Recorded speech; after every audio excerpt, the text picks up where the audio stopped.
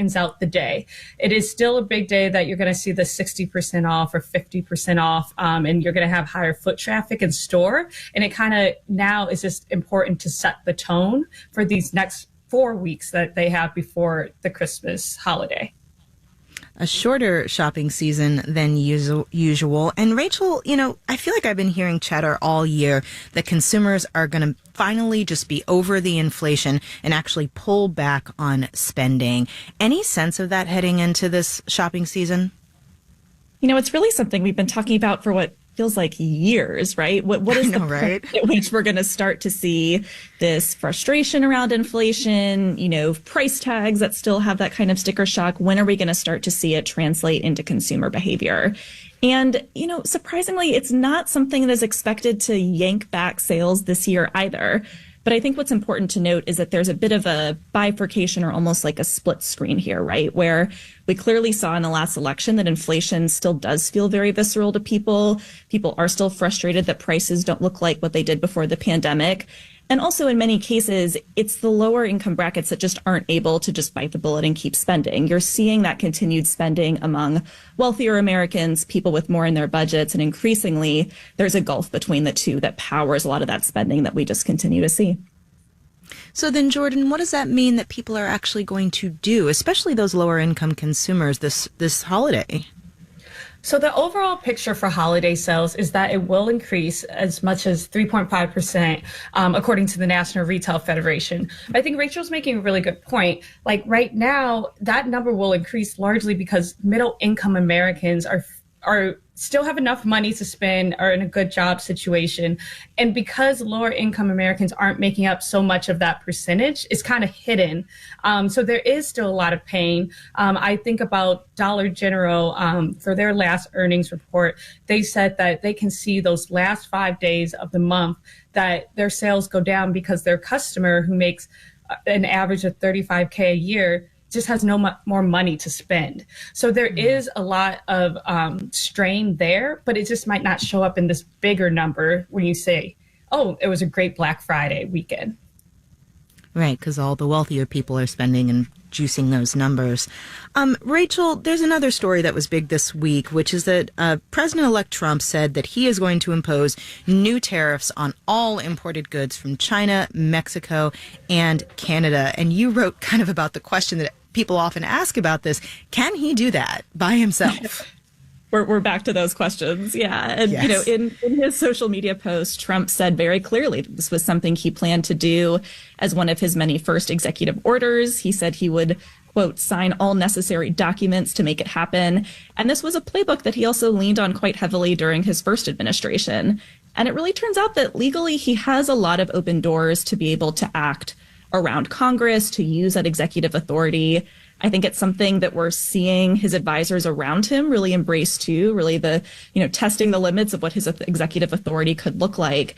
And there are a lot of laws passed over the past few decades that on tariffs especially give him that kind of authority to move forward. Now, some of this will end up coming down to what exactly the tariff looks like, what exactly it is that goes into effect on Inauguration Day, if that is indeed what ends up happening. But the expectation is that this is not something that will immediately be held up in court or immediately be challenged, and that if he intends to follow through on these kinds of policies, that he could be able to push forward in that way.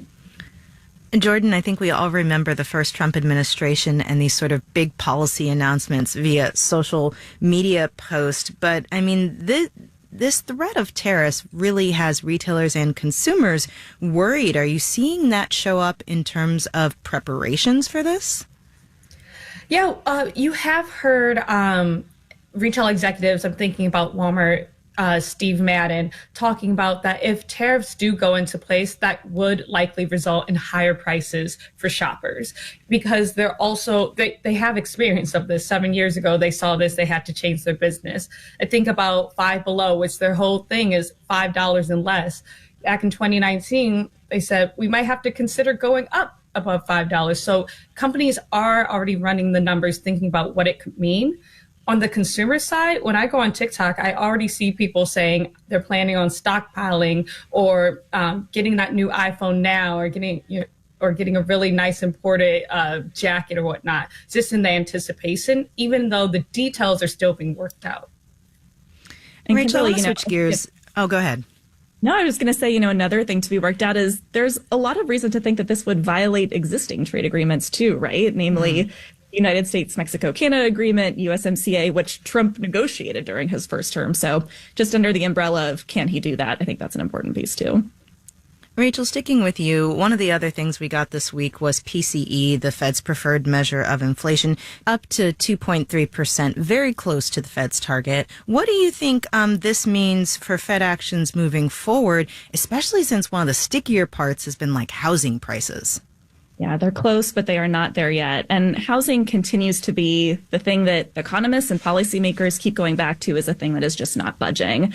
I really get the sense that Fed officials have kind of looked at the housing inflation figure as one that they obviously take seriously and that is part of their dashboard, but has really become separate from the other tools and other metrics that they are really keeping a close eye on. These housing figures really are just not proving to be a very accurate snapshot of what's happening in the economy, which is showing progress on inflation. It's just slowing down. And I think that that means that they will not be in a rush to keep cutting rates. We'll certainly get a sense of what their forecasts look like when they update them at their December meeting, but they're definitely not in a rush, and they're also not feeling the need to jerk pressure off the economy as they're continuing the rate paths moving forward.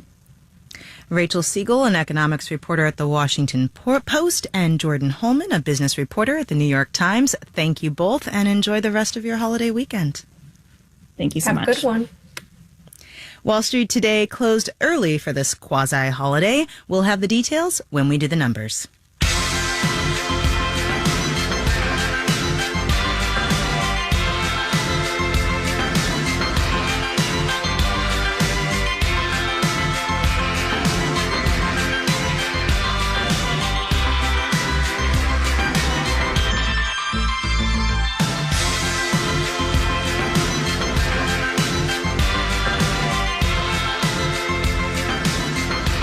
Those on the road this holiday are getting a bit of a reprieve when it comes to filling up their tanks.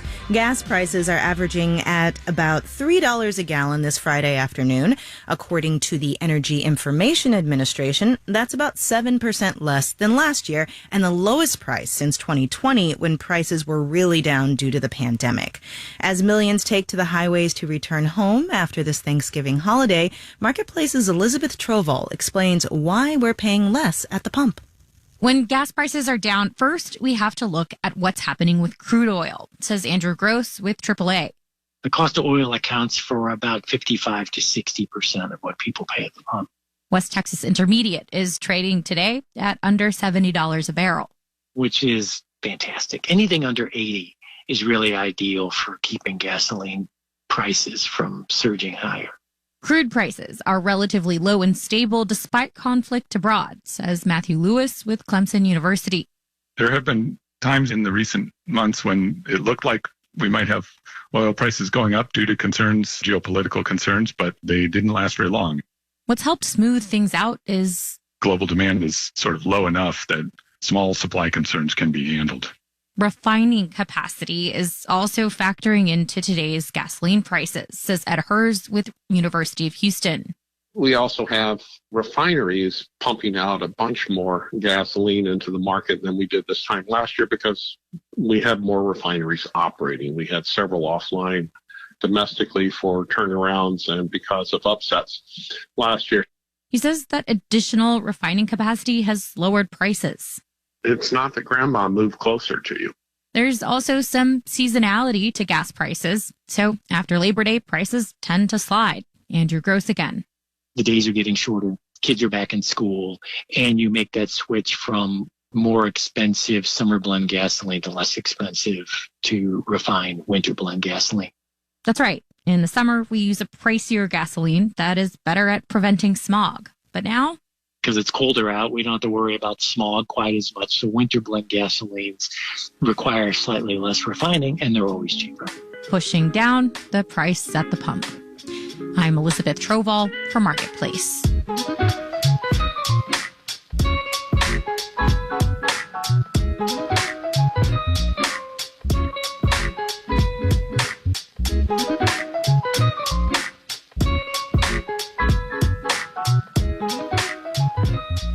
'Tis the season of consumption, and like we were just talking about, since consumer spending drives so much of the economy, the government has an incentive to keep us all shopping. And not just here in the U.S. In China, the government has been trying to encourage people to spend more, including a raft of stimulus measures announced in recent months. Retail sales in China, which are often taken as a proxy for consumption, beat analysts' expectations and grew at 4.8% in October. But even as retail sales have risen, the country's property slump continues. Our China correspondent Jennifer Pak has more from Shanghai. Finance worker Daisy Gu prides herself in being a savvy shopper. Recently, she took advantage of a government program that entices people to upgrade old products for newer versions at a discount. The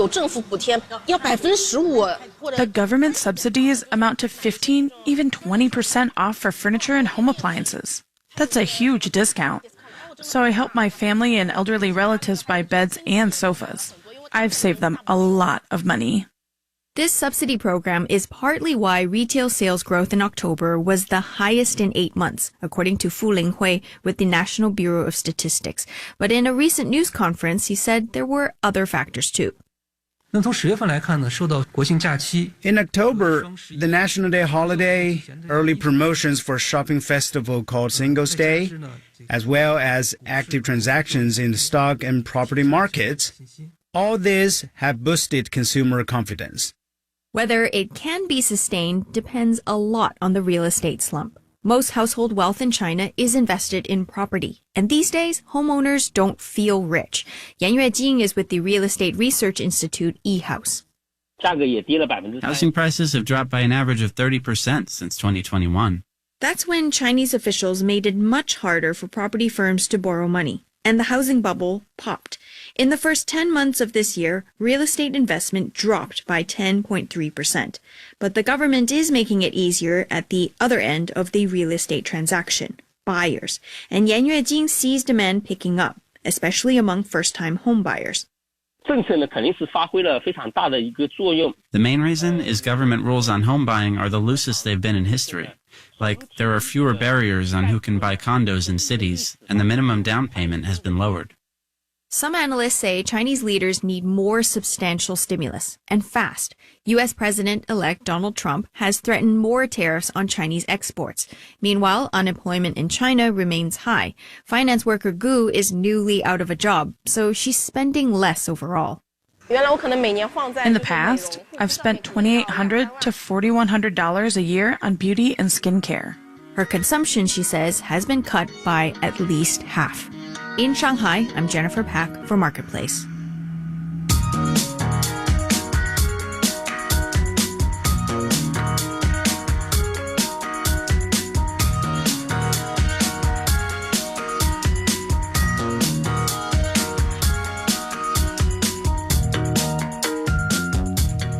Coming up, you could teach the entire history of American architectural style just using dormitories. They've changed right along with us. But first, let's do the numbers. Markets closed early today, the day after Thanksgiving. The Dow Jones Industrial Average gained 188 points, 0.4%, to finish at 44,910. The Nasdaq picked up 157 points, 0.8%, to close at 19,218, and the S&P 500 added 33 points, 0.6%, to end at 6032. For the holiday week, the Dow grew 1.4%, the Nasdaq and the S&P both improved 1.1%. Checking in with some retailers this Black Friday shopping day, e-commerce giant Amazon plumped up 1%. Walmart, the nation's largest retailer, advanced 0.2%. Now, some chip-related stocks rose after Bloomberg reported that the Biden administration's expected sanctions on sales of semiconductors to China may be less strict than expected. Applied Materials appreciated 2%, Nvidia picked up 2.1%, and then bonds rose. The yield on the 10-year T-note fell to 4.19%, and you're listening to Marketplace. Marketplace is supported by USB Technology, reminding consumers worldwide that USB-enabled products with the certified USB logos are designed for performance, power, reliability, and interoperability. Learn more at certifiedusb.com. And by the Peter G. Peterson Foundation, a nonpartisan organization dedicated to raising awareness and accelerating action on America's fiscal challenges to build a brighter economic future for the next generation. Learn more at pgpf.org. And by Revenued, providing working capital for businesses whose cash flow is holding them back. Revenued approves businesses based on revenue, not credit, and funds can be approved and available in just one day. Visit getrevenued.com.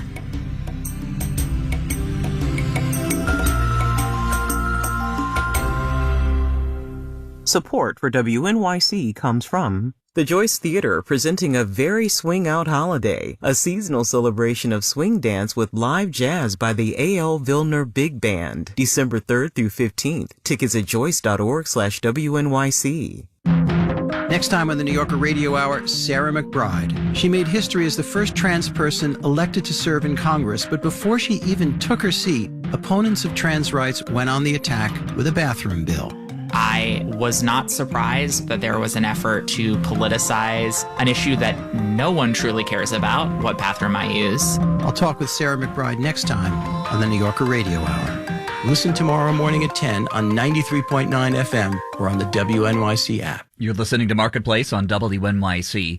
In the 7 o'clock hour of All Things Considered, archaeologists working in Kenya found the footprints of two distinct human ancestors preserved in the fossilized mud of an ancient lake. We're going to hear all about it and much more at 7 o'clock. Stay tuned. This is Marketplace. I'm Kimberly Adams. Even if Black Friday is the official start of the holiday shopping season, we're really well into it. And many people are still paying off debt from the holidays last year. According to a recent survey from WalletHub, nearly 50% of Americans are in that position. That's double the percentage of people who were still paying old holiday debt this time last year. Marketplace's Samantha Fields has more. Everywhere you look these days, someone or something is encouraging you to spend money. I get daily messages that remind me of all the wonderful stuff that I can buy. Ayelet Fishback at the University of Chicago Booth School of Business says some of those messages come in the form of ads on social media or TV. Others are more subliminal in movies or books. This is very much part of our culture, even in places where we don't expect someone to influence us to buy. Everything is influencing us to buy, to consume. And she says those kinds of messages really ramp up around the holidays. There is a lot of advertisement that tells us that this is the right way to celebrate. By buying a lot of gifts. Ted Rossman at Bankrate says the winter holidays are the #1 time of year we tend to splurge. People want to have a good holiday. They want to celebrate with their kids and other family members and friends. And we always see credit card balances go way up in the fourth quarter. And then typically they go down in the first quarter of the new year. But increasingly, Rossman says people have been carrying balances on their credit cards. 6 in 10 people with credit card debt have had it for at least a year. That's up 10 percentage points from 3 years ago. It's easy to see how somebody would be paying off this holiday season a year from now, or worse, unfortunately. Especially these last few years, with inflation and interest rates both high, says Chi-Chi Wu at the National Consumer Law Center. Carrying debt on a credit card has gotten a lot more expensive. The average interest rate on credit cards is now over 20%. That can be hard to keep up with if you don't pay it off right away. And Wu says not only are more people carrying a balance these days, those balances are also rising. It's a sign, I think, of consumers struggling financially, barely making it. For some people, Ted Rossman at Bankrate says buying things for themselves and others might be partly a reaction to the financial stress of the last few years. That whole idea of, whether you call it revenge spending or doom spending, sometimes people are saying, hey, I'm not feeling great about things. But at least I can treat myself or my kids for the holidays. I'm Samantha Fields for Marketplace.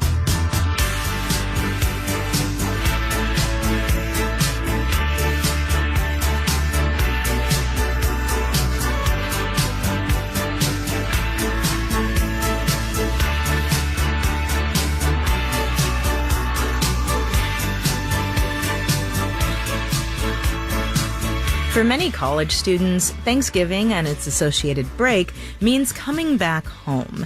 And for some, it's their first escape from the dorm since the start of the semester. With all those college kids back in town, we thought now would be a good time to take a trip down memory lane and look back at college housing over the years for our series, Adventures in Housing History. I'm Carla Yanni. I'm a professor of architectural history in the art history department at Rutgers, New Brunswick. And I'm the author of Living on Campus, an architectural history of the American dormitory.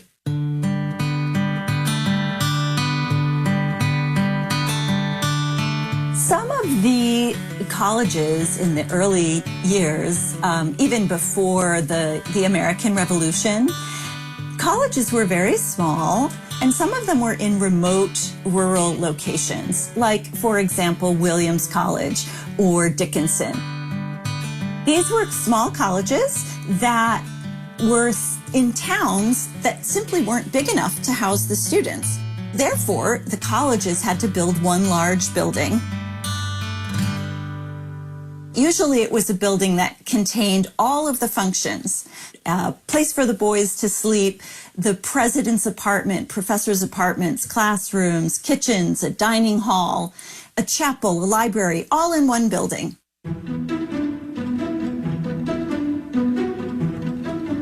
You could teach the entire history of American architectural style just using dormitories.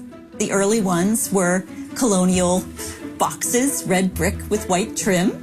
A little bit later, we see Gothic Revival dormitories.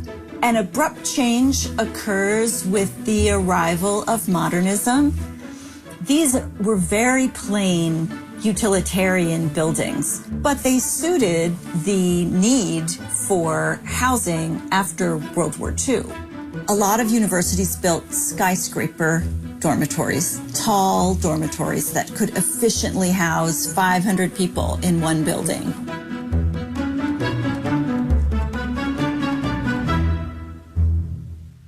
The history of who could live in college housing and who could not is fraught and complicated. So you can always find out who the first African-American graduate of any university was. That's going to be right on the website. But they often don't tell you that the person had to live in a boarding house or had to live with relatives because they weren't allowed in the residence halls. Sometimes there was a gap of decades between the first African-American graduate and the first time an African-American man or woman could live in a residence hall.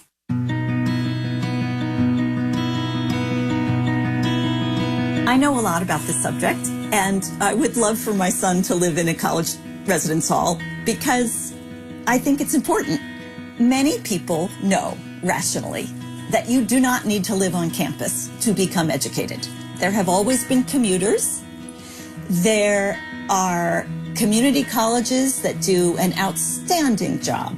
We don't really need dormitories, and yet Americans are far more dedicated to this building type than in other countries and places. And I think it's because Americans see colleges as an opportunity for networking. I gave a book talk when my book first came out in New York City, and I was talking about colleges as networking opportunities. And there was a woman in the audience who taught art history at Juilliard, and she told me that before they built a residence hall, the dance majors used recorded music for their dance recitals. And once they built the residence hall, the dancers met the musicians and they worked together, which just strikes me as a perfect example of how important the residence hall is for collaboration and personal development. Carla Yanni, a professor of architectural history at Rutgers, New Brunswick. Have a question about housing history or want to tell us a housing story of your own? You can write to us at marketplace.org.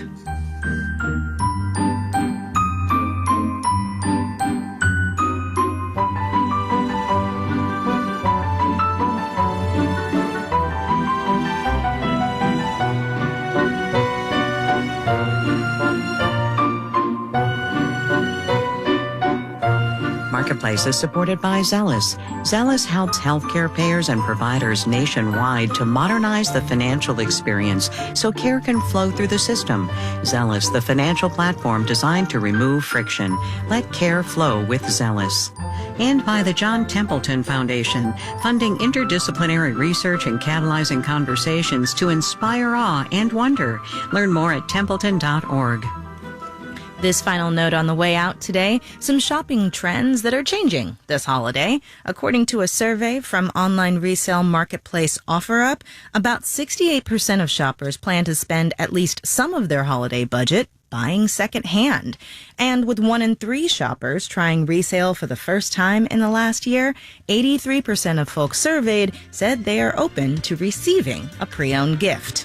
Our theme music was composed by BJ Liederman. Marketplace's executive producer is Nancy Fargali. Donna Tam is our executive editor. Neil Scarborough is the vice president and general manager.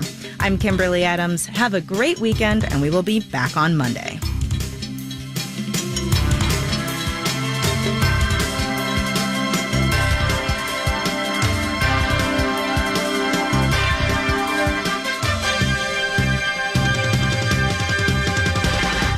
This is APM.